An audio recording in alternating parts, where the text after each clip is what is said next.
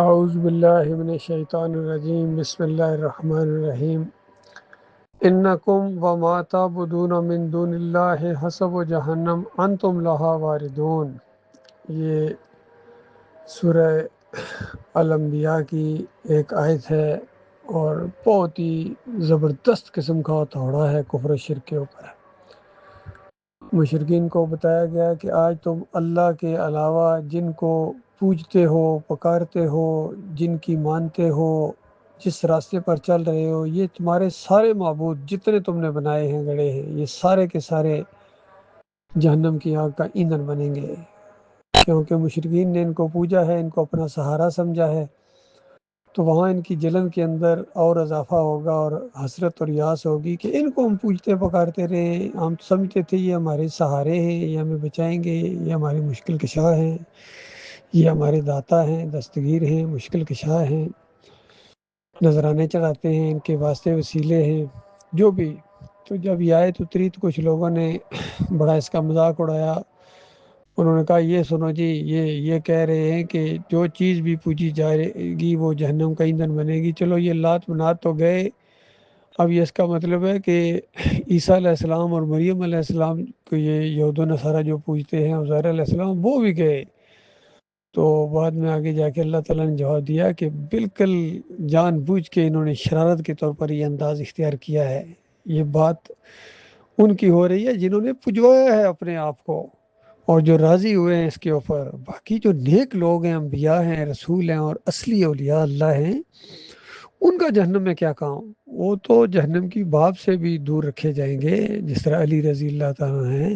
فاطمہ رضی اللہ تعالیٰ عنہ، حسن حسین، نبی علیہ السلام، عیسیٰ علیہ السلام، جن جن کو بھی پوجا پکارا گیا، جو نیک لوگ تھے، یہ تو جنت کے اندر ہوں گے، جنت کے باغوں میں ان کے بڑے بلند درجات ہوں گے۔ جہنم میں وہ جائیں گے یہ صوفی لوگ، سارے کے سارے صوفی اور سارے کے سارے یہ مزار بنانے والے، مزاروں سمیت، گنبد سمیت مورتیاں بھی جائیں گی، ان کے سارے جتنے یہ سسٹم ہیں، بڑے بڑے محلات ان کے، بڑے بڑے لیڈر ان کے، بڑے بڑے افسران، بڑے بڑے صدر، وزیر اعظم، جج صاحبان، جو آج جن کی بات مانتے ہیں اللہ کے مقابلے میں، وہ ان کی بات ہو رہی ہے۔ علماء بڑے بڑے، مولوی بڑے بڑے، پیٹو مولوی،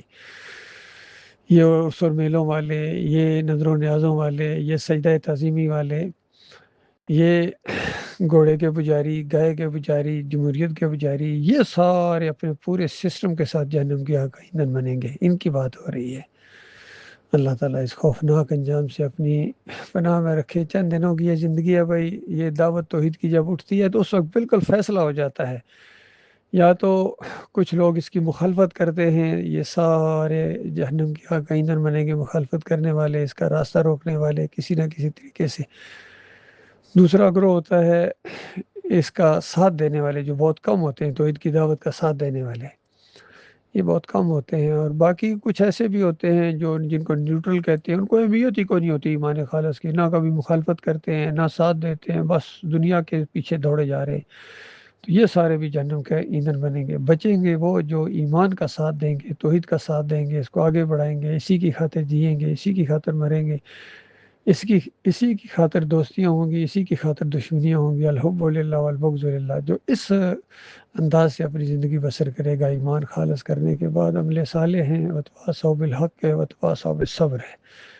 بہت ہی خوش نصیب لوگ ہیں جن کے حصے میں یہ دولت ہے بھائی، یہ صحیح معنوں میں اللہ کے بندے ہیں، عباد الرحمن ہیں۔ اللہ تعالیٰ ایسے لوگوں کو ہمارا ساتھی بنائے اور ہمیں ان کے ساتھ جوڑ دے مالک۔